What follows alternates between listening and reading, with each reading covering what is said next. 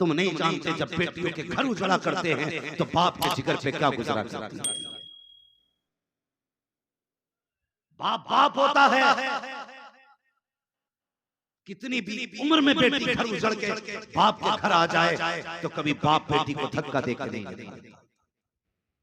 अभी कुछ दिन पहले की कहानी, एक औरत को तलाक हुई, उसका फोन मौलवी साहब के पास आता है।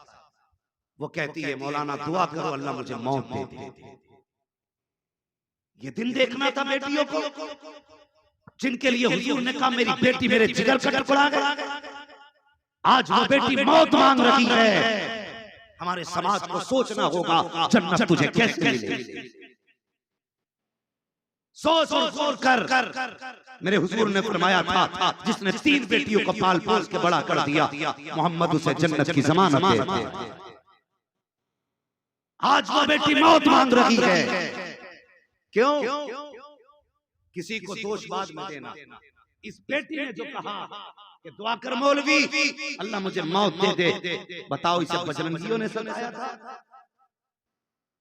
आरएसएस वालों ने सताया था, बीजेपी वालों ने सताया था, जिन्हें तुम बर्बादी का जिम्मेदार समझते हो क्या उन्होंने सताया था? नहीं, इसे कलमा पढ़ने वाले ने सताया। किसकी इस्लाह करोगे? सोचो तो सही। मौलवी साहब कहने लगे बहन बता तो सही हुआ क्या है? उसने कहा मेरे पास 2 बच्चियां हैं, मेरे शोहर ने मुझे तलाक दे दी। अल्लाह अकबर। उसने कहा एक बच्ची की उम्र 6 साल है, दूसरी बच्ची की उम्र मेरी 8 साल है, बताओ तो सही इन बच्चों को लेके जाऊं मैं कहाँ जाऊं? कहा क्या हुआ? कहा मैं जब मुझे तलाक हुई मैं अपने बाप के दरवाजे पे आ गई, बाप ने अपने घर के अंदर रखा। अल्लाह अकबर। जब मुझे बाप ने घर के अंदर रखा मेरे बाप ने कभी मुझे कुछ एहसास नहीं होने दिया, कोई तकलीफ नहीं होने दी। जब मैं छुप छुप के रोती थी मेरे बाप ने कहा था बेटी उदास ना हो, अभी तेरा बाप जिंदा है। कब मेरे बाप की उम्र 70 साल थी, उसने सुबह साइकिल उठाई और मजदूरी के जाके चौराहे पे खड़ा हो गया। किसी ने कहा था चला जा तू मजदूरी के लायक नहीं है, कोई कहने लगा तुझसे मजदूरी कराते हुए शर्म आती है। कब मेरे बाप ने लोगों के आगे हाथ जोड़े, मुझसे कहा मेरे घर मेरी बेटी आ गई है, मुझे मजदूरी पर रख लो, काम करा लो, मुझे बेटी का भी पेट पालना है, उसके बच्चों का भी पेट पालना है। रो के कहती मेरे बाप ने लोगों के हाथ जोड़ के मेरे लिए मजदूरी करके पेट पाला, अगर कभी मैं कोई ख्वाहिश जाहिर कर देती थी तो मेरा बाप चुपके से लाके खिलाया करता था। अल्लाह अकबर। वो कहती है खुदा ने 4 भाई दिए हैं लेकिन कोई भाई एक वक्त की रोटी देने तैयार नहीं है। मैं पूछना चाहता हूँ कौन सी दुश्मनी है बहन से तुम्हारी? क्या ये उस माँ की बेटी नहीं है जिस माँ के तुम लाल हो? क्या ये उस घर की कली नहीं है जिस घर के तुम गुलाब हो? क्या उस घर से इसका रिश्ता नहीं है जिस घर में तुमने जन्म लिया है? अगर सब कुछ वही है इसका जो तुम्हारा है, आखिर ये पराई कैसे हो गई? ये अजनबी कैसे हो गई? इसका खाना तुम पे बोझ कैसे हो गया? मुझे बता तो सकी। वो रो के कहती है कि कुछ दिन तक बाप पालता रहा, आखिर वो दिन भी आ गए जिस दिन मेरे बाप को दुनिया छोड़ के जानी थी। उसने मेरे भाई कहती है कि मेरे बाप ने भाइयों को बुलाया और बुला के कहा था सुनो बेटे मैं अपनी बेटी तुम्हारे हवाले करके जा रहा हूँ, मेरी बेटी पहले दुखों की मारी है, मेरे बाद इसे रोने मत देना। उसने कहा मेरे भाइयों ने बाप के सामने खड़े होकर कहा था अब्बा परेशान ना हो, पूरी जिंदगी बहन को दुख नहीं होने देंगे। कहती बाप का दफन हुआ, उसके जनाजे को दफनाने के बाद जैसे कुछ दिन गुजरे हैं हमारी भाई कहने लगे ए बहन तुझे दूसरा घर खरीद के दे देते हैं, तेरी वजह से घर में झगड़े हो रहे हैं, तेरे बच्चे घर में लड़ाई करते हैं। जब इतनी बात भाइयों ने कही मेरी चीख निकल गई, मैंने रो के कहा कि मुझे घर से बाहर न निकालो, मैं तुम्हारे टुकड़ों पे नहीं आई, मैं इस हवेली में इसलिए रहती हूँ कि इस हवेली से मेरे बाप की यादें जुड़ी हैं, मेरी माँ की यादें जुड़ी हैं, इसलिए इस हवेली में आई हूँ। कहा जब भाइयों ने न माना एक दिन मेरा हाथ पकड़ा, धक्का दे के घर से बाहर खड़ा कर दिया। उसने कहा मौलवी बता मैं जाती तो कहाँ जाती? बाप की कब्र पे बैठी हूँ, कब्रिस्तान में आई हूँ और मुझे बता अगर तेरी बहन रो के घर छोड़ गई तुझसे किसने कह दिया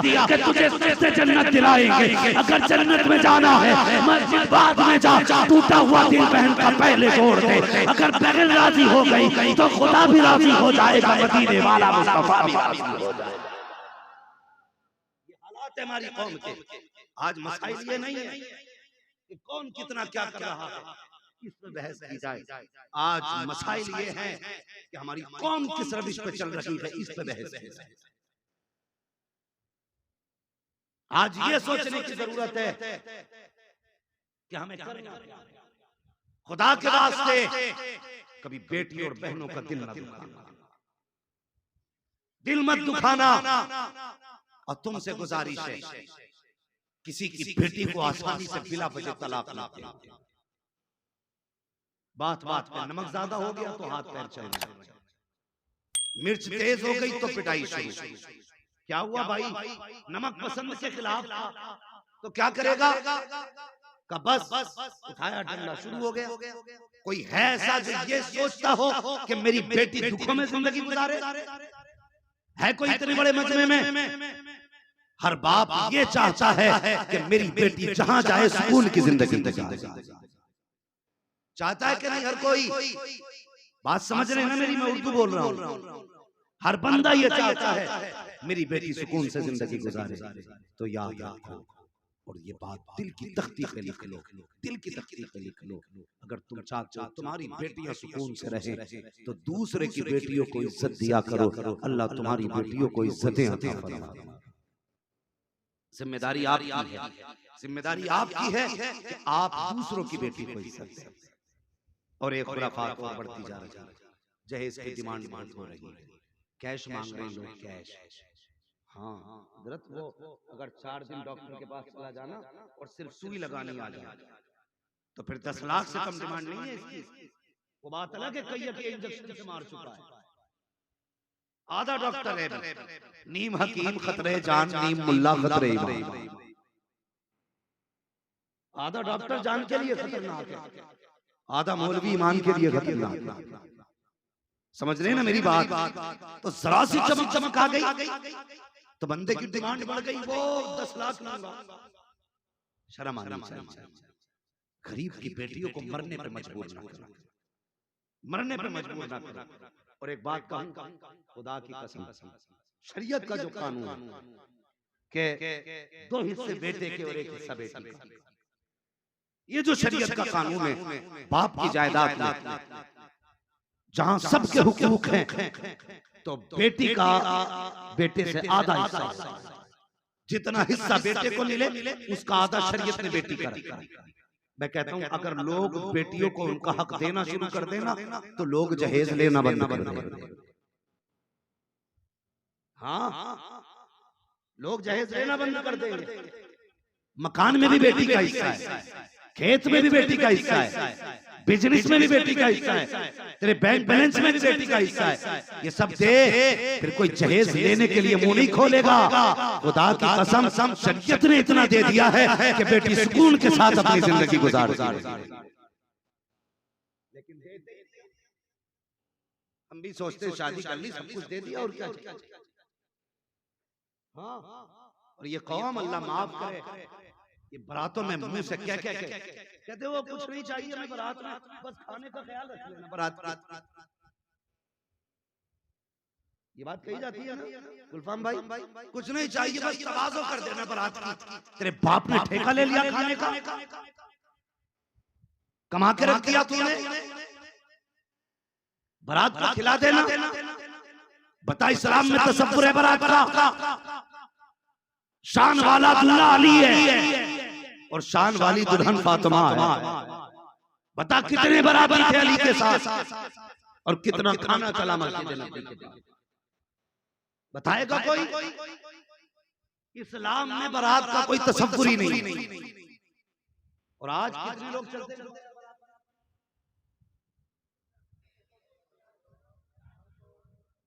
कितने, अल्लाह अकबर, 300 से लेके 500 600 तक लोग चलते। हाँ हाँ, वही बारात, वही ठलुए लोग जिन्हें कोई काम नहीं, वो बाराती घूमते रहते हैं। गलत नहीं कह रहा हूं, हुजूर ने फरमाया निकाह आसान करो, इतने मुश्किल हो गए निकाह, बेटी जवान हुई गरीब की, वो यार उसने बेटी जवान की पालने के बाद जवान कर दी बेटी। उसके बाद रिश्ते की बात आई तो 5 लाख का भिखारी दरवाजे पे आया, कोई 10 लाख का कुत्ता दरवाजे पे आके बैठ गया, मुझे 10 लाख चाहिए, 20 लाख चाहिए। हराम के हैं जो लेने चला आया, यूं ही मुंह फैला के चले आते हैं। जब खाने की बात आई कहता बारात को ठीक ठाक खाना देना। 600 लोग लेकर के गरीब के दरवाजे पे जाके बैठ गए। मुझे बता तो सकी, तेरे जहेज की लिस्ट पहले से मौजूद थी, तेरे कैश की लिस्ट पहले से मौजूद थी, ऊपर से 500 लोग खाने के लेके जाते हो, मुझे बताओ तो सही क्या मतलब होता है 600 लोगों को ले जाने का? और यार एक गरीब से पूछो, उसने बेटी के निकाह के इंतजाम कितनी मुश्किल से किए हैं, कैसे बेटी को रुखसत कर रहा है। 600 लोग बारात में जाया करते हैं, फिर भी शर्म नहीं आया करती है। 600 लोग जाकर के बैठते हैं, आधा खाते आधा फेंका करते हैं। और उसके बाद गरीब बाप को देखा करो, कभी इस कोने में घूम रहा है, कभी उस कोने में है, लोगों से कह रहा कोई कमी रह जाए तो माफ कर देना, कोई कमी हो जाए तो माफ कर देना, कोई कमी हो जाए तो माफ कर देना। वो यार ऐसे माफी मांग रहा है जैसे किसी का मुजरिम हो, ये ऐसे गर्दन झुका के फिर रहा है जैसे नाक कटाली हो किसी से। हमें हया नहीं चाहिए। 600 लोग लेकर गरीब के दस्तरखान पे चले गए और अल्लाह माफ करे इन बरातियों से, तो अल्लाह ही बचाए। दावत एक बराती की थी तो 2 को साथ लेके जा रहा है। और सुन तो सही, अगर गरीब ने 300 का इंतजाम किया है, तुम 350 पहुंच गए, अगर वो 50 को ना खिला सका तो गरीब की पगड़ी उछल जाएगी, उसकी टोपी पे लोगों के इशारे होने लगेंगे, लोग उसको जलील करने लगेंगे। खुदा के वास्ते पहली बात बारात में जाया ना करो, अगर जाया भी करो आधा पेट खाना अपने घर पे खा के जाया करो, आधी रोटी घर खा के जाया करो, और गरीब के यहाँ पे जाके आधा खाना खाओ ताकि गरीब की भी इज्जत रह जाए और मुस्तफा जाने रहमत का भी दिल करेगा ठंडा हो जाए। 600 लोग लेके जा बराबर, बात वाला आदमी हूं ना इसलिए इतनी बारात लेके जाऊंगा। बेटे बात यहाँ नहीं, वलीमा कर अपने घर और फिर खिला 600 लोगों को, तब देखेंगे तेरी औकात क्या है, तब पता चलेगा कितनी पावर वाला है।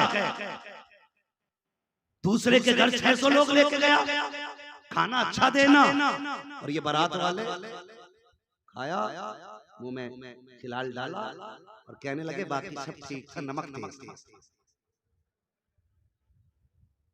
कोई काम नहीं था लोगों को, बेकार निहायत घटिया, जिन्हें अपने घर कभी इज्जत की रोटी नसीब नहीं हुई, वो दूसरों की इज्जत उछाला।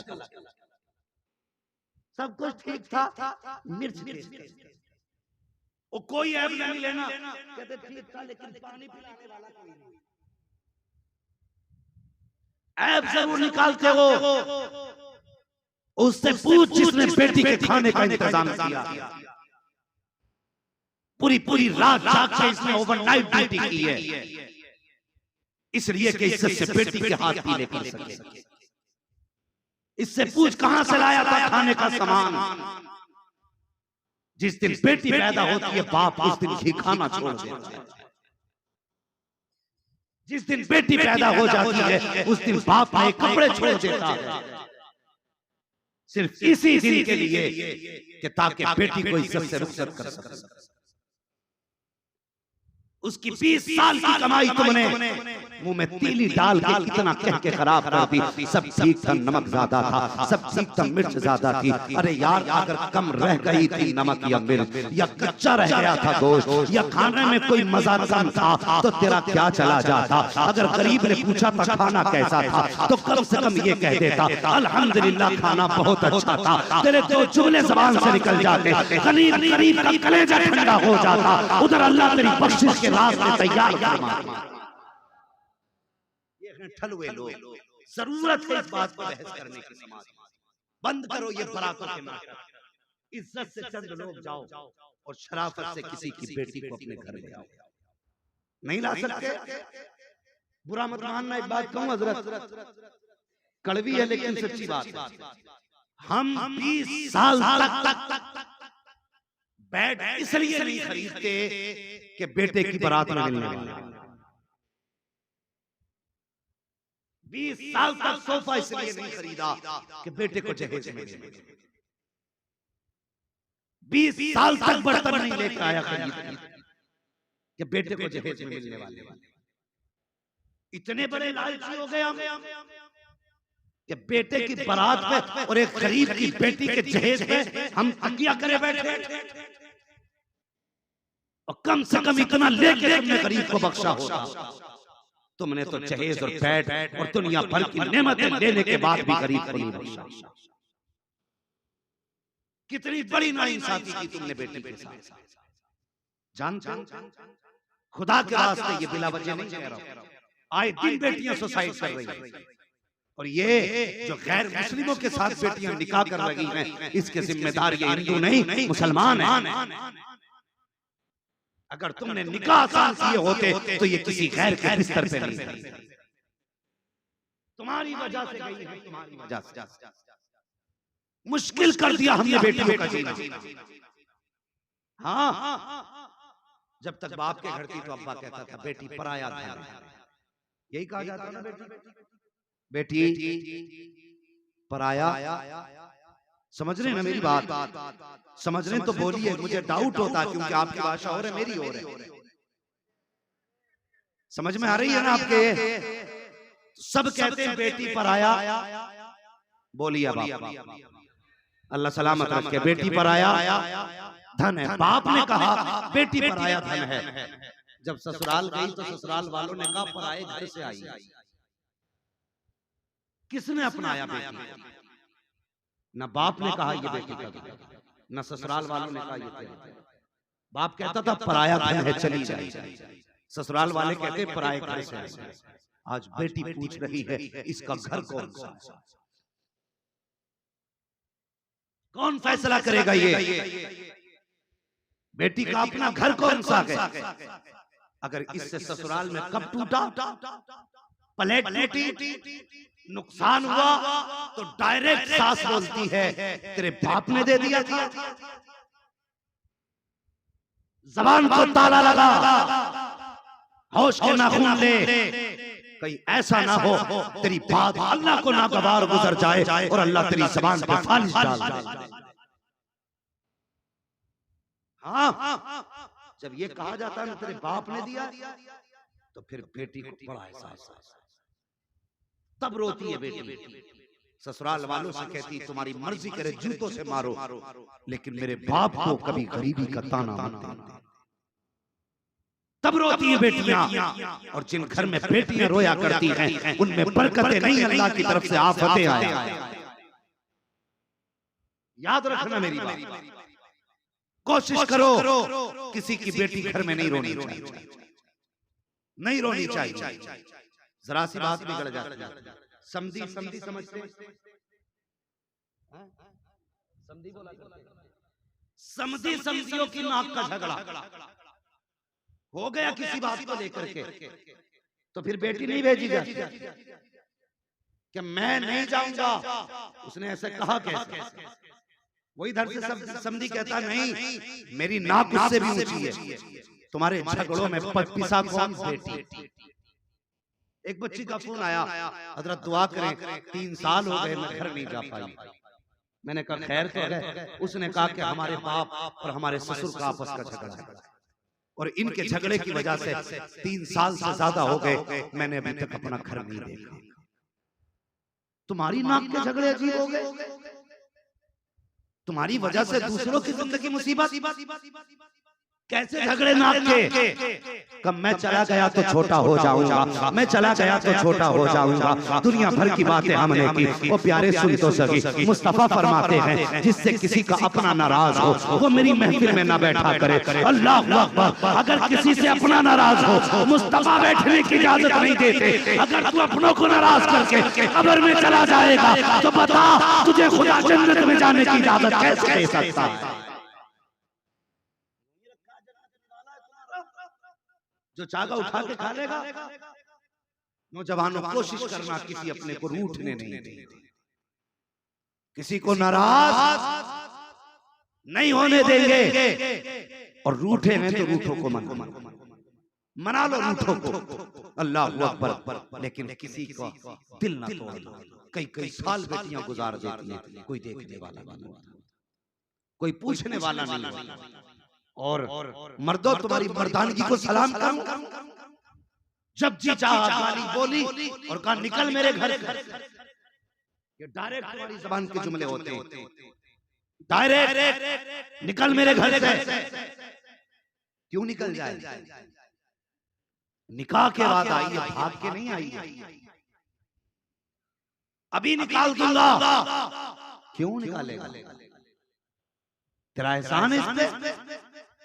जिस दिन से अपने घर से आई है तेरे बाप के दिए हुए बिस्तर पे नहीं लेटी है, जब से आई है अपने बाप के दिए हुए बिस्तर पे लेट रही है। किस चीज का एहसान? जब से आई है अपने बाप के दिए बर्तनों में खा रही है। और घरों के हालात अच्छे करो, आए दिन झगड़े हो रहे हैं। दारुलिस्ता में जाके देखो, मौलवियों के पास सबसे ज्यादा सवाल तलाक के आ रहे हैं। क्या जरूरत उम्मत को आ गई कि तलाक में तलाक हो रही है, निभाव नहीं हो रहा है, मियां बीवी के झगड़े बढ़ते जा रहे हैं। खुदा के वास्ते एक दूसरे का हक समझो, एक दूसरे को हक दिया करो। मेरे मुस्तफा का किरदार समझो। आका करीम की जिंदगी आप देखो प्यारे, जब मेरे हुजूर फतह मक्का के दिन मक्के में तशरीफ लाए हैं, अल्लाह अकबर, हर तरफ खुशी थी मुसलमानों में। हुजूर ने मक्का फतह किया है। आका करीम से लोगों ने कहा था आका मेरे घर मेहमान बन जाए, आका मेरे घर मेहमान बन जाए। मुस्तफा ने फरमाया था लोगों आज मेरा खेमा वहां लगाया जाए जहां मेरी खदीजा की कब्र बनाई गई है। आज मैं अपनी रात खदीजा की कब्र के साथ गुजारूंगा। या रसूल अल्लाह, इतना प्यार किस लिए? मुस्तफा फरमाते हैं जब जमाने में नजरें फेर ली थी तब मेरी खदीजा ने हाथ पकड़ के मोहम्मद को सहारा दिया। किरदार है मेरे मुस्तफा का, और ये सुलूक था हुजूर का बीवी के साथ। ये अखलाक, कितना प्यारा अखलाक हुजूर का, कितना प्यारा अखलाक हुजूर सल्लल्लाहु अलैहि वसल्लम। आका करीम ने इतना फरमाया ना, आज मुझे खदीजा के साथ इनकी कब्र के पास मेरा खेमा लगाया जाए, मैं अपनी रात खदीजा की कब्र पे गुजारूंगा। अल्लाहु अकबर। वो बीवी की कब्र की बात कर रहे हैं, ये जवान तो माँ की कब्र तक जाने तैयार, बाप की कब्र तक जाने तैयार नहीं। तुमसे किसने कह दिया जन्नत कोई थाली में रखा हुआ निवाला यूं मिल जाए? शहादत कहे उल्फत में कदम रखना है, लोग आसान समझते हैं मुसलमान। बदलो अपने आप को और रिश्ते निभाना सीखो, रिश्ते निभाना सीखो। अगर तुम गलत को बर्दाश्त नहीं कर सकते तो तुम्हें अच्छा कहने का हक भी नहीं। अगर किसी में कमी है उसे माफ करने की आदत, उसे माफ करने की आदत डालो। मेरे हुजूर की जिंदगी देखो, जब हुजूर ने कहा ना मुझे अपनी रात अपनी खदीजा के साथ गुजारनी है, या रसूल अल्लाह खदीजा से इतना प्यार है, मेरे मुस्तफा फरमाते हैं लोगों सुनो, बात ये है मेरी जिंदगी में जब तक खदीजा बाहयात रही मुझे कभी दरवाजा बजाने की जरूरत नहीं। कितने साल हज़रत खदीजा ने हुजूर के गुजारे, हुजूर के साथ कितने साल गुजारे बता सकता है कोई? अल्लाह सलामत रखे, हर साल जलसे करके अपने हुजूर की कुछ बातें याद रखा करो। 25 साल मेरे हुजूर ने हज़रत खदीजा के साथ गुजारे। कितने? सारे बोले कितने? 25 साल हुजूर ने हज़रत खदीजा के साथ गुजारे। लेकिन आका फरमाते कभी मुझे दरवाजा बजाने की जरूरत है,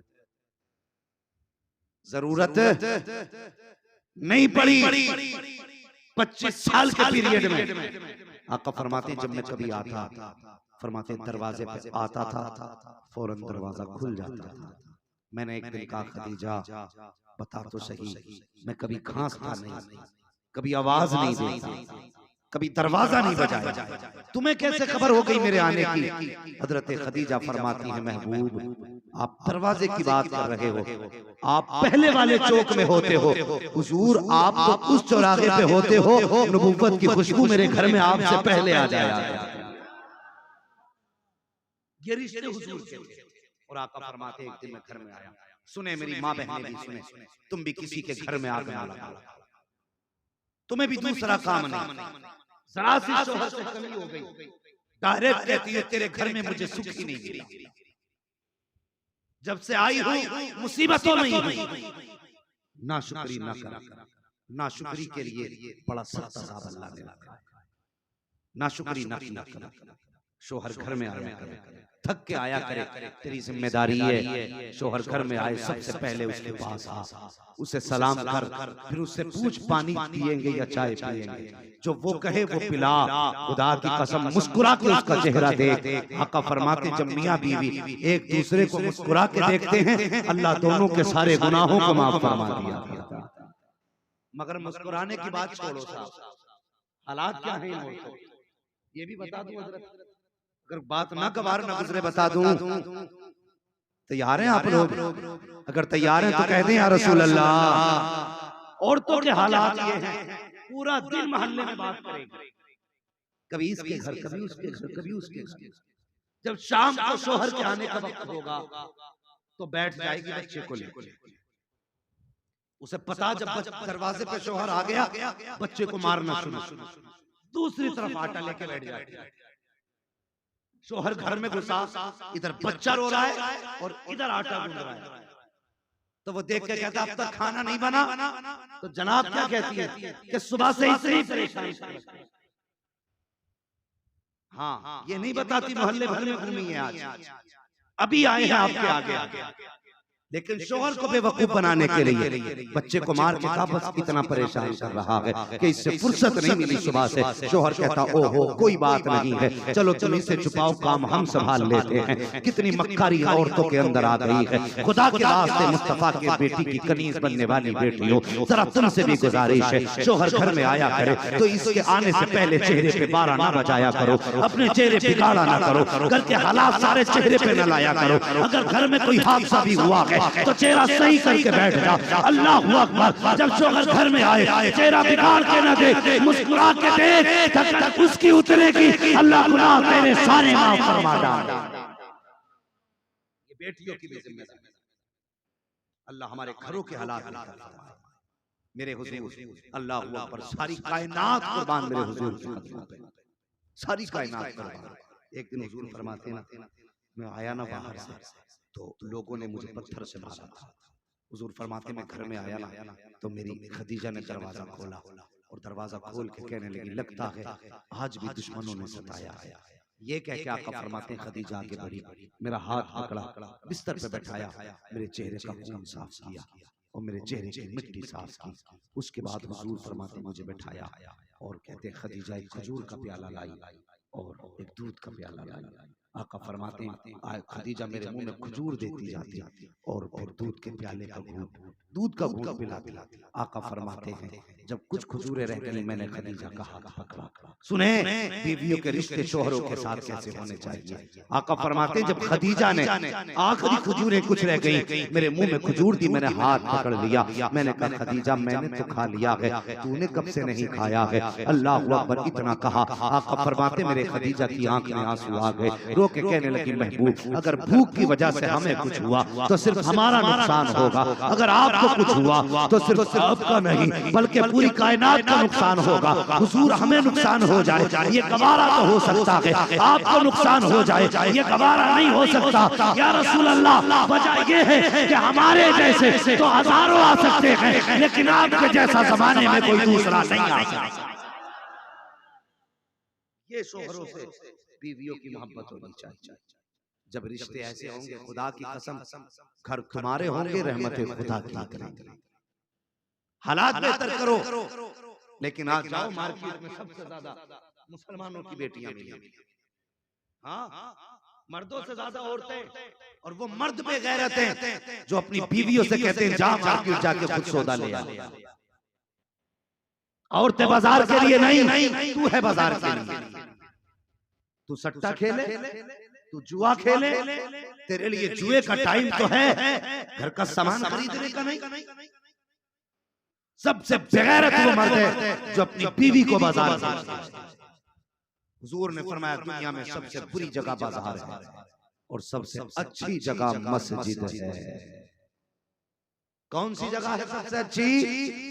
सारे बोले सबसे अच्छी जगह मस्जिद है। तो हम बाजार में बीवी को भेज दें, बाजार कहते चले ये जिंदगी हमारी। और कुछ औरतें ऐसी हैं जो शोहर से छुप के बिन बताए घर से निकल जाती हैं। कौम की बेटी, अगर जन्नत में जाना है तुझे ना, मेरी बात कान खोल के सुन। कभी भी शोहर की मर्जी के बगैर घर से कदम नहीं निकालना, कभी कदम मत निकालना, कभी मत निकालना।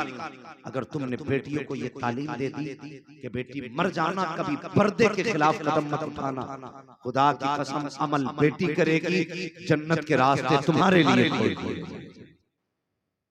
वो हुजूर के जमाने की बात, शोहर बाहर जा रहा है, उसने अपनी बीवी से जाते जाते कहा मेरी शरीक है आज परदेश जा रहा था, लेकिन मेरी इजाजत के बगैर दरवाजे से कदम बाहर मत निकालना। ये भी लोग गुजरे इस्लाम में, ताज्जुब होता है, ऐसा लगता है ऐसा भी हो सकता है। आज का दौर देखो और वो दौर देखो, ऐसा लगता है क्या ऐसा भी हो सकता है। शोहर जाने लगा, बीवी परदेश जा रहा हूं, मेरी मर्जी के बगैर घर से कदम न निकालना। उसने कहा ठीक है मेरे सरताज। औरत चली, शोहर चला गया, औरत घर के अंदर। कुछ दिन गुजरे कि अचानक दरवाजे पे दस्तक हुई। बेटी ने दरवाजा खोला, देखा दरवाजे पे सगा भाई खड़ा है। आइए भाई अंदर तशरीफ लाइए। कैसे आना हुआ? भाई कहता है अब्बा की तबीयत ठीक नहीं है, उसने तुझे बुलाया। बेटी की आंख में आंसू आ गया, रो के कहने लगी मेरे सरताज मैं मर तो सकती हूँ, दरवाजे से बाहर कदम नहीं निकाल सकती। का क्यों? का मेरे शोहर की इजाजत नहीं। अल्लाह अकबर।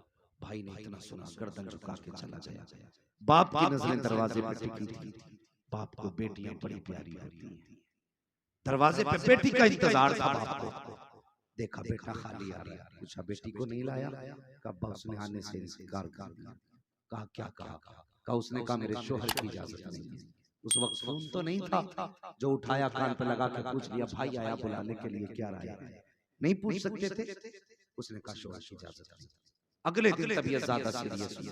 बाप ने कहा आज जाके कह, अगर जिंदगी में बाप को देखना है तो आज आखिरी दिन है, आके देख ले। फिर दरवाजा बजा, बहन ने फिर दरवाजा खोला, फिर दरवाजे पर भाई खड़ा था। कैसे आए? अब्बा ने कहा है शायद आप कल तक जिंदा न रह सके, अगर जिंदगी में बाप से दो बातें करनी है ना आज ही आ जा। बच्ची की चीख निकल गई। उसने कहा मैंने कहा था मेरे सरताज की इजाजत नहीं है, इसलिए मैं नहीं आ सकती। भाई रोता हुआ वापस चला गया। अल्लाह अकबर। अल-मुख्तसर लोग इकट्ठे होकर हुजूर की चौखट पे गए, या रसूल अल्लाह ऐसे ऐसे मामले आ गए। सुने वो औरतें खास करके सुने जो शोहर की इजाजत के बगैर घर से निकल जाती है, या रसूल अल्लाह ऐसे ऐसे मामले आ गए। और शोहर परदेश है, इजाजत नहीं है बीवी को घर से निकलने की। आका आप इजाजत दे दे ताकि वो अपने बाप को जाके देख ले। मुस्तफा फरमाते हैं जिस औरत को शोहर ने इजाजत नहीं दी उस औरत को मदीने वाला मुस्तफा भी इजाजत नहीं दे सकता। अब समझ सकते हैं शोहर कितना है औरत की जिंदगी में। अगर शोहर की इजाजत नहीं तो हुजूर की भी इजाजत नहीं। हुजूर ने मना फरमाया। नतीजा ये हुआ बाप का इंतकाल हो गया। जनाजे की तैयारियां होने लगी, हुजूर को बुलाया गया। आका तशरीफ लाए। लोगों ने कहा हुजूर बेटी तो नहीं आई। मेरे हुजूर ने फरमाया फिर ऐसा करो, जनाजा किधर से जाना है? हुजूर जिधर से आपकी मर्जी। हुजूर फरमाने लगे फिर ऐसा करो जनाजा बेटी के दरवाजे से होके गुजारो। या रसूल अल्लाह की आका फरमाने लगे बेटी तो ना आ सकी, कम से कम बाप को ले जाके बेटी को उसका चेहरा दिखा। अल्लाह अकबर। अब सुनना, जनाजा गया, दरवाजे पे रखा गया, दरवाजा बजा। आप क्या बात है? तू ना आ सकी, ले बाप सफेद कपड़े पहन के खुद तेरे दरवाजे पे बाहर आ जा, कम से कम बाप का चेहरा ही देख ले। उसने कहा बाहर नहीं आ सकती। कहा फिर अगर चेहरा दिखाना है तो जनाजा घर के अंदर लाया जाए।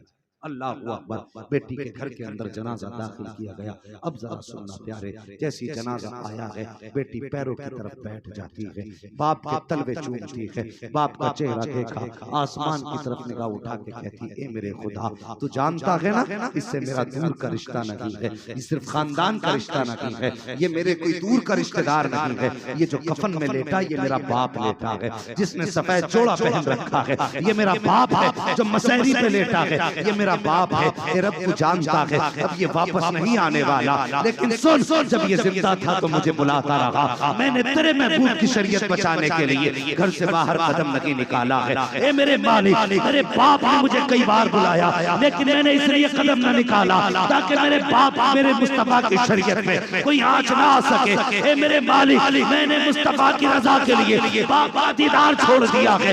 ये कह के बच्ची रोने लग जाती है। जनाजा उठाया गया, कब्र में ले जाया गया, दफन कर दिया गया। कुछ दिन के बाद किसी ने ख्वाब में देखा ये कि बाप जन्नत की बगारों में टहल रहा है। क्या हुआ, क्या बनी? का जन्नत में गया। इसलिए रब ने फरमाया, सुन, तेरी बेटी ने मुस्तफा की शरीयत के लिए तेरे रिश्ते को कुर्बान कर दिया था। हमने बिना हिसाब के तुझे जन्नत का परवाना अता फरमा दिया। इसलिए अगर बेटी पारसा होती है तो बाप जन्नती होती है। बेटियों से गुजारिश है, शोहर की मर्जी के बगैर घर से कदम न निकालना। और शोहरों से गुजारिश है, कभी भी मन में आए तो मन मर्जी के मुताबिक हाथ न उठाना। फरमाया सबसे बड़ा वक्त है वो जो औरत पे हाथ उठाता है। हाँ, अपनी ताकत ही न दिखाओ। क्यों मार लेते हो? इसीलिए ना कि ये पिटती रहती है। अगर बराबर थप्पड़ चलता तो मार पाते? घर तो छोड़ो, दरवाजे पे किसी को तुम नहीं मारते हो, इसलिए कि वो थप्पड़ मार सकता है। हाँ, जब मर्जी चाहा जिसकी बेटी को पीट लिया। मुझे बता तो सकी, मुझे बता तूने हाथ चलाया या पिटती रही? कमजोर थी तुझसे? हाथ नहीं है इसके? अपाहिज है ये? कहा नहीं, हाथ भी है, ताकत भी है। क्यों पिटी?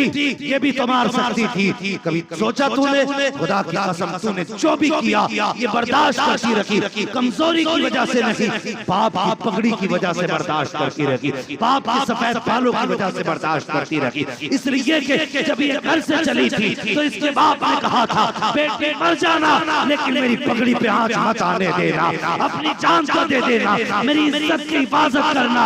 ये मर जाएगी लेकिन बाप की इज्जत पे आंच नहीं आने देना। इसलिए किसी की मजबूरी का फायदा न उठाना। घरों के हालात देखो, झगड़े खत्म करो, करेंगे खत्म इंशाअल्लाह। अब भी कुछ लोग नहीं बोल रहे हैं, लगता है मूड बना के बैठे हैं, आज जाके पीटेंगे। झगड़े खत्म करोगे कि नहीं? और एक बात बता दूं, मर्जी है खत्म करना या मत करना, मैं इतना जानता हूं, जिन घरों में बड़े लड़ते हैं उन घरों के बच्चे बिगड़ जाते हैं। ये याद रखना, उन घरों के बच्चे बिगड़ जाते हैं जिन घरों में बड़े लड़ते हैं। फिर बच्चों को कोई मौलवी नहीं सुधार सकता। फिर कह रहे मौलवी तावीज दे दो, तुम्हारे पास छोड़ दे। क्यों? कि लगता है तुम्हारे पास सुधर जाएगा। क्या हो गया? का 10 साल का गाली बकता है। हमने कहा तूने 10 साल डट के बिगाड़ा है और मौलवी 1 साल में सुधार लेगा? ये काम तुझे पहले करना था। तुझे बच्चों के सामने गंदी जबान इस्तेमाल नहीं करनी थी, बच्चों के सामने गाली नहीं देनी थी। बच्चे तो वो सादा कागज होते हैं, इन पे जो लिखा करते हो वही लिख जाया करता है। बच्चे बड़ों को देख के सीखा करते हैं। मुझे बताओ, अरब के बच्चों को कोई अरबी पढ़ाने आता है? हिंदुस्तान के बच्चों को कोई उर्दू पढ़ाने आता है? और यार ये जिस माहौल में पैदा हुए, बंगाल में पैदा होने वाला बच्चा बांग्ला बोलता है, यूपी में पैदा होने वाला उर्दू बोलता है, हाँ कर्नाटक में पैदा होने वाला कन्नड़ा बोलता है। सब अपनी अपनी भाषा बोलते हैं। इन्हें किस उस्ताद ने पढ़ाया? कोई पढ़ाने नहीं आया। बाप को बोलते सुना, बच्चा बोलने लग गया। बाप ने बंगाली भाषा बोली, बेटा बंगाली बोलने लगा। बाप ने अरबी बोली, बेटा अरबी बोलने लगा। बाप ने इंग्लिश बोली, बेटा इंग्लिश बोलने लगा। अगर ये जबान तेरी सुन के बोला है तो गाली भी तेरी सुन के बोल रहा है। तूने गाली बकी तो बेटा बोल रहा है, तूने बदतमीज बोला तो बेटा बोल रहा है। आ उठा, एक तारीख तुझे बताऊं। एक बुजुर्ग बहुत बड़े गुजरे हैं, असर का वक्त का सफर कर रहे थे, नमाज का वक्त आया, पानी नहीं था, तलाश करने लगे पानी कहाँ मिलेगा। दूर दूर तक पानी न मिला। एक कुआं नजर आया बस्ती के करीब। आप गए और जाने के बाद आपने देखा कुएं में पानी तो है लेकिन नीचे है पानी। आपने डोल रस्सी को तलाश किया, कहीं डोल और रस्सी न मिली। आपका ये हाल देख करके छत पे एक छोटी सी बच्ची खड़ी थी, उम्र 6-7 साल की। उसने देखा, देख के समझ जाती है, चेहरे का नूर बता रहा है कोई दीनदार आया बताया है, पगड़ी बता रखी है, कोई आलिम दीन है, लिबास बता रहा है, मुस्तफा का गुलाम है। बच्ची छत से देख के कहती है क्या बात है जनाब, बड़े परेशान नजर आ रहे हो। कहते बेटी असर का वक्त हो चुका है, पानी नहीं है, मुझे पानी निकालने के लिए कोई डोल और रस्सी नहीं मिल रही है। अल्लाह अकबर, का इसलिए परेशान हूँ, अगर पानी ना मिला तो वुजू कैसे करूंगा, नमाज भी पढ़नी है। बच्ची ने इतना सुना, मुस्कुरा के कहती बस इतनी सी बात। कहा हाँ, लो पानी अभी मिल जाता है।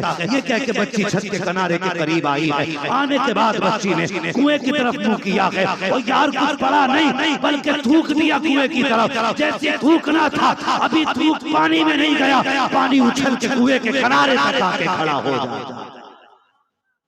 बच्ची कहती है जनाब कर लीजिए वुजू। जब इतनी बात बच्ची ने कही ना वुजू कर लीजिए, तो वुजू तो किया जनाब ने, नमाज भी पढ़ी। कहने लगे बेटी एक बात बता, तुझ पे तो अभी रोजे भी फर्ज नहीं, नमाज भी फर्ज नहीं, फिर ये तूने फजीलत कैसे हासिल कर ली कि तूने थूक दिया और कुएं का पानी किनारे पे आ गया। उसने कहा बाबा ये राज की बात है। कहा कौन से राज की बात? उसने कहा किसी को बताना नहीं। बात ये है जब हम रात को बिस्तर पे लेटते हैं ना, तो हमारी माँ ने 100 दानों की तस्बीह बना के दी है। कितने दानों की? 100 समझते हैं ना? 100 दानों की, 100 दाने की तस्बीह बना के दी है। कहा मेरी माँ उस वक्त तक नहीं सोने देती है जब तक मैं हुजूर पे 1000 मर्तबा दुरूद नहीं पढ़ लिया करती। वो बच्ची कहती है कोई इबादत का कमाल नहीं, ये हुजूर पे दरूद पढ़ने का कमाल है। पता चला जैसे बच्चों को तरबियत दी जाती है, बच्चे वैसे ही बना करते हैं। इसलिए अगर चाहते हो नस्ल अच्छी हो तो बच्चों को तरबियत अच्छी दो। घरों में गालियां बकेंगे, झगड़े करोगे घर में? नहीं, अगर अच्छी नस्ल चाहते हो तो घरों के हालात बेहतर करो, घरों के हालात बेहतर करो। अगर किसी की औरत बहुत ज्यादा खराब है, हर वक्त शोहर से लड़ती रहती है, फरमाया गया उसे सब्र के साथ बर्दाश्त कर। जो अपनी बद किरदार औरत को निभा के आखिरत में आएगा, फरमाया गया अल्लाह उसे हजरत अय्यूब अलैहिस्सलाम के सब्र के बराबर सवाब अता फरमाएगा। इतना बड़ा सवाब अल्लाह ने रखा है। हाँ, इसलिए गुजारिश है हालात बेहतर करो। आज मसाइल ये नहीं है कि चंदा कितना है, मसाइल ये नहीं है कि इन लड़कों ने क्या किया। आज जरूरत इन मसाइल पे बात करने की है कि हम निकाह आसान करेंगे, बेटियों के निकाह आसान करेंगे, ताकि आसानी के साथ निकाह हो सके और हमारी बेटियां इज्जत से रुखसत हो सके। ऐसा बंदा जो जहेज की डिमांड करे उसका सोसाइटी में बाइकाट किया जाए। हाँ, और जन्नत में जाना चाहते हो ना, अब तक मैंने जन्नत नहीं बांटी, लेकिन जन्नत का रास्ता बता के जा रहा हूँ, और वो रास्ता जो कुरान ने भी बताया है, साहिब कुरान ने भी बताया। हुजूर फरमाते हैं, कुरान कहता फक्कुरा कबा, जो किसी की फंसे हुए की गर्दन छुड़ा देगा अल्लाह उसे बेहिसाब जन्नत अता फरमा देगा। हाँ, अगर जन्नत में जाना चाहते हो, देखो कोई गरीब है और उसके घर में बेटियां हैं, यतीम है बेटियां, बेवा की बच्चियां हैं, अल्लाह ने तुम्हें साहिब इस्तिताअत बनाया है, जानते हो, बिना जहेज के उसकी बेटी से निकाह करो इज्जत के साथ, उसे अपने घर में ला करके उसके सर के लिए छत दे दो। खुदा की कसम, तुम गरीब को कम माल से निभा लो, कयामत के दिन खुदा तुम्हें कम नेकियों के साथ निभाएगा।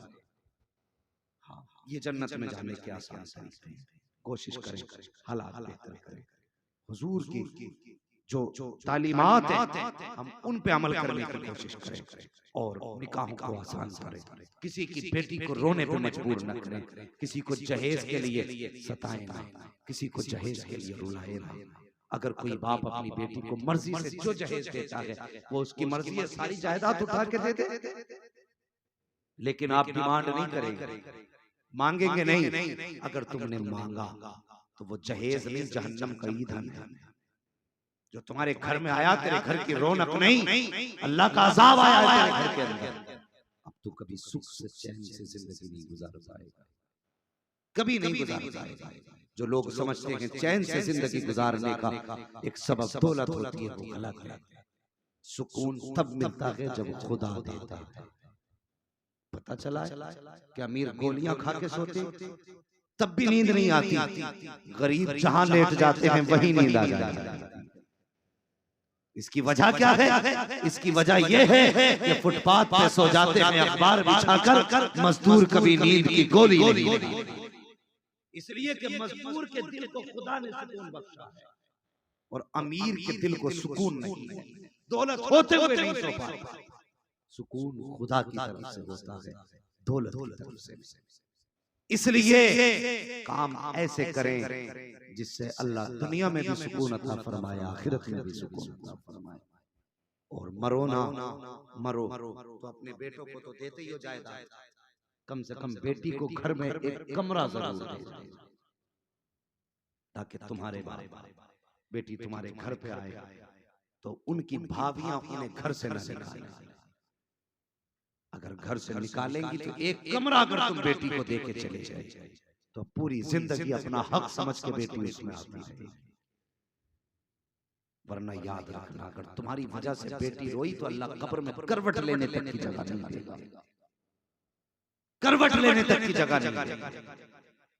इतनी तन तब्र कर दी जाएगी कि करवट तो क्या, तुम उसके अंदर जो पसलियां मिला दी जाएंगी ये तक नहीं खुल पाएंगी। बेटियों के साथ इंसाफ करके जाओ, इन्हें रुला के ना जाओ, इन्हें कम से कम कमरा दे के चले जाओ। और याद रख, तो बेटे को सारी संपत्ति दे दे। बेटा कितनी बार तुझे इसाले सवाब करता है, साल में एक बार बरसी करता है। कभी बाप के लिए बेटा कुरान नहीं पढ़ता, लेकिन ये बेटियां जिनको तुमने कुरान पढ़ाया, जब जब कुरान लेके बैठती है तब तब हाथ उठा के कहती है, या अल्लाह मैंने जो कुरान पढ़ा है इसके बदले में मेरे बाप के गुनाहों की मग़फ़िरत फरमा।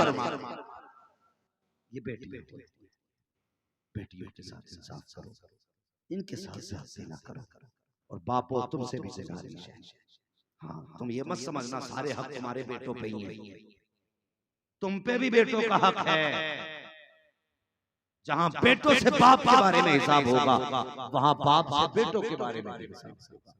इसलिए अल्लाह से डरे, जिसका जो हक है वो उसका हक अदा करे।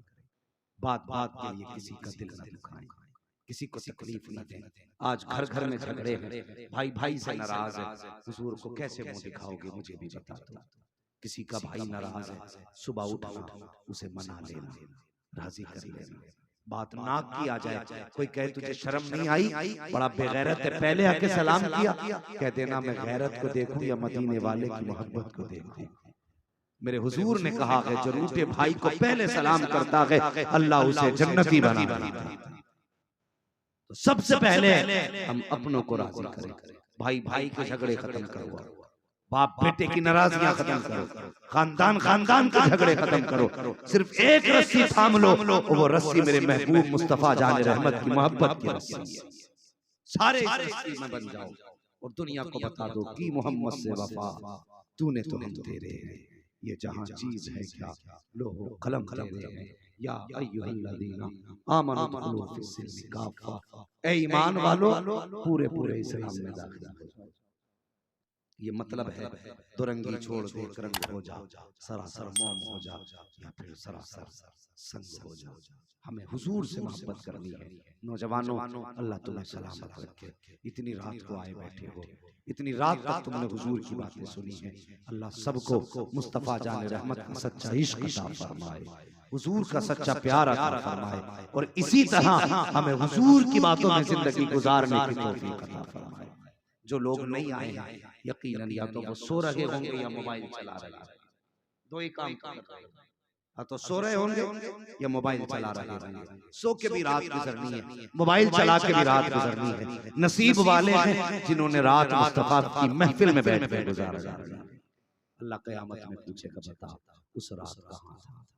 तो जो मोबाइल चला के रात गुजार रहे हैं वो अपने हिसाब का इंतजाम करें, जो सो के गुजार रहे हैं वो अपना हिसाब देखें। खुदा की कसम जो जलसे में आके बैठे हैं मुबारकबाद के लायक हैं। अल्लाह पूछेगा रात कहाँ गुजारी, कह देंगे मालिक दुनिया सो रही थी, हम तेरे महबूब की बातों में रात भर जागते रहे, रात भर जागते रहे थे। ये महफिल है बड़ी बरकत वाली महफिल है। अल्लाह करीम इस महफिल को कबूल फरमाए, नौजवानों की मेहनत को कबूल फरमाए। और मैंने जो गुफ्तगू की है अल्लाह इस पर पहले मुझे अमल की तौफीक अता फरमाए, उसके बाद पूरी उम्मत मुस्लिमा को अमल खैर की तौफीक अता फरमाए। बिलखुसूस अराकीन कमेटी, मेंबरान जलसा और जितने भी इस जलसे को सजाने वाले, सुनने वाले, आने वाले, जाने वाले हैं, अल्लाह सबको आज के जिक्र के सदक़े में मुस्तफा के मदीने की हाज़िरी नसीब फरमाए। पीछे वाले आमीन नहीं कह रहे हैं, कुछ और चाहिए। अल्लाह ताला सबको करोड़पति बना दे। चालाक लोग हैं, होशियार लोग हैं। अल्लाह सबको मुस्तफा के मदीने का मेहमान बना दे। सुभान अल्लाह, ये है बात। मदीने की बात आई तो तड़प के बोले, और जब दौलत की बात आई तो ठोकर मार दी। क्या करेंगे करोड़ों का? हमें तो दौलत भी वही अच्छी लगती है जो मदीने ले जाने के काम आ जाए, है ना। अल्लाह ताला हम सबके माँ बापों को सलामत रखे, और जिनके माँ बाप दुनिया से चले गए अल्लाह उनको जन्नत नसीब फरमाए। नौजवानों, एक काम और करना है, हर जवान आज के बाद हर जुमे को कब्रिस्तान जाया है, ये जरूरी समझ लेना। हर जवान जो जा सकता है कब्रिस्तान तक, हर जुमे को जरूर जाया करे, इसलिए कि तुम्हारे अपने कब्रिस्तान में तुम्हारा इंतजार कर रहे हैं, वो तुम्हारी राह तक रहे हैं। तुम जाओगे, उनका दिल खुश हो जाएगा। अगर बाप दफन है ना कब्रिस्तान में, तुम कब्र देखोगे, अल्लाह तुम्हें बाप की कब्र के बदले में जन्नत अता फरमाए। जाएंगे हर जुमे को कब्रिस्तान इंशाअल्लाह। जोर से बोलो, ईद के दिन बहन के घर जरूर जाना है। बोलो इंशाअल्लाह। कुछ लोग डर रहे हैं, ये मौलवी खर्चे की बात बता रहे हैं। तुम्हारे तुम जाते हो, लेके आते हैं ना, अल्लाह सबको देने वाला। हाँ, ईद के दिन दुनिया नए कपड़े पहन कर मेले जाए, बहन के घर जाना, बेटी के घर जाना। खुदा की कसम, मेले जाके कलेजा इतना ठंडा नहीं होता जितना बहन के दरवाजे पे जाके कलेजा ठंडा हो जाता है। इसलिए जुमे के दिन कब्रिस्तान जाना है, और हर ईद पे बहन के घर जाना, बेटी के घर जाना। अल्लाह करीम हमारे समाज में रिश्तों की वो खुशबू अता फरमाए कि एक दूसरे की हमारे दिलों से नफरतें खत्म हो, एक दूसरे को प्यार बांटे, एक दूसरे को मोहब्बतें बांटे, एक दूसरे को खुशियां तकसीम करें। किसी को दुख हो तो सारे उसके दुख में शरीक हुआ करो। वो यार कुछ भी ना कर सके, अगर किसी मरीज की खैर खबर लेने अगर सुबह को चले गए, अल्लाह 70,000 फरिश्तों की ड्यूटी लगाता है कि जो खैर खबर लेने जाता है 70,000 फरिश्ते शाम तक उसके हक में मग़फ़िरत की दुआएं करते रहा। कितने फरिश्ते? 70,000 फरिश्ते दुआ करते हैं, अल्लाह इसे बख्श दे, इसे बख्श दे। बता, जिसके लिए दुआएं फरिश्ते करते हो, फिर उसके लिए जन्नत कितनी आसान हो जाएगी। कोई बीमार हो ना तो आपको उसके यहाँ जरूर जाना है, उसकी इयादत के लिए।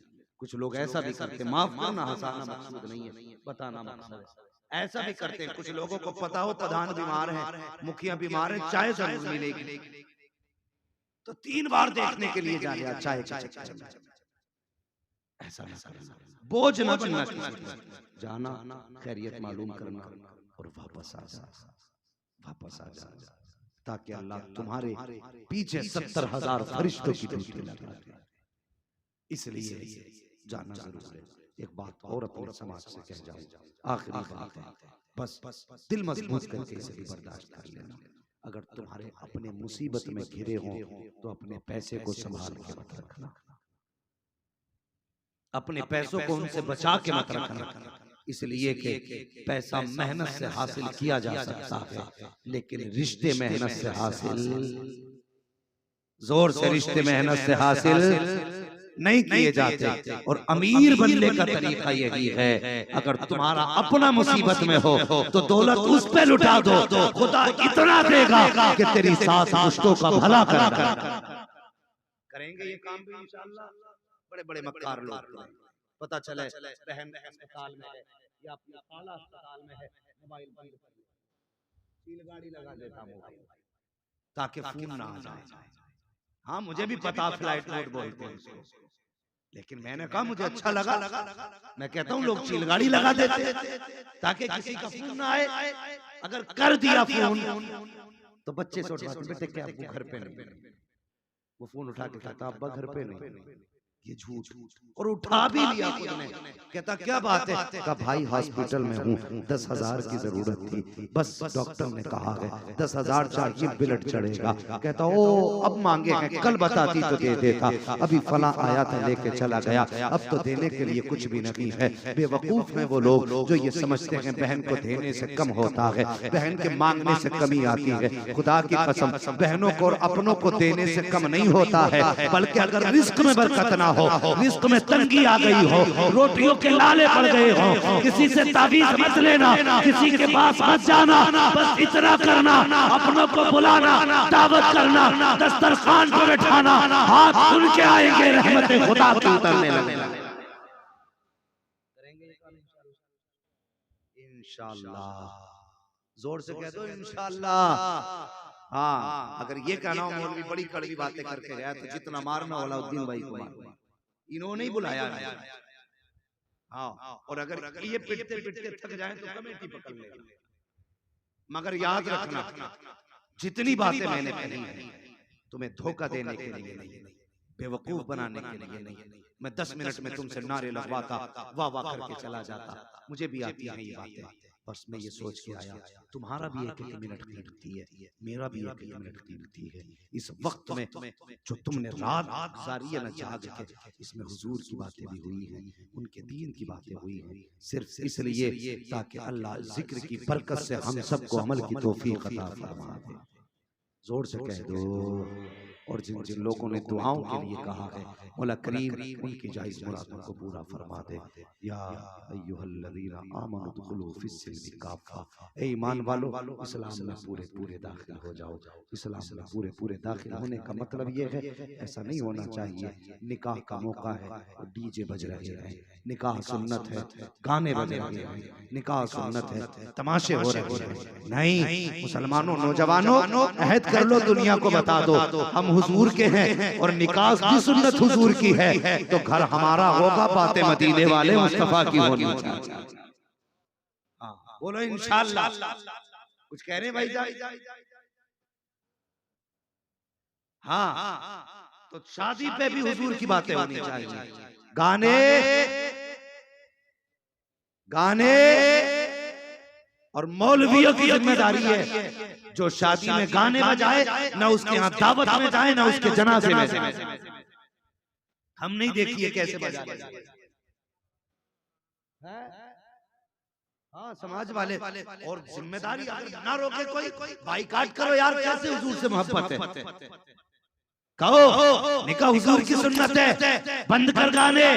अगर तू बंद नहीं करेगा ना हम तेरे खाने में शरीक है ना तेरे जनाजे में शरीक है।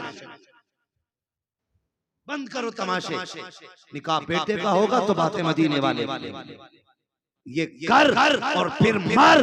खुदा की कसम तीजा 3 दिन के बाद होता है, 40वां 40 दिन के बाद होता है, 10वां 10 दिन के बाद होता है, बरसी साल के बाद होती है। ये काम कर जा, हुजूर के लिए दुनिया छोड़ दे, मर के कब्र में बाद में पहुंचेगा, कफन खुलेगा बाद में, मुस्तफा कब्र में तेरी पहले तशरीफ ले आए। काम तो कर की मोहम्मद से वफा तूने तो हम तेरे, ये जहां चीज है क्या लोहो कलम दे रहे हैं, बस जो हुए अखलाक उनको माफ फरमाए रब्बे कायनात। जिंदगी लगी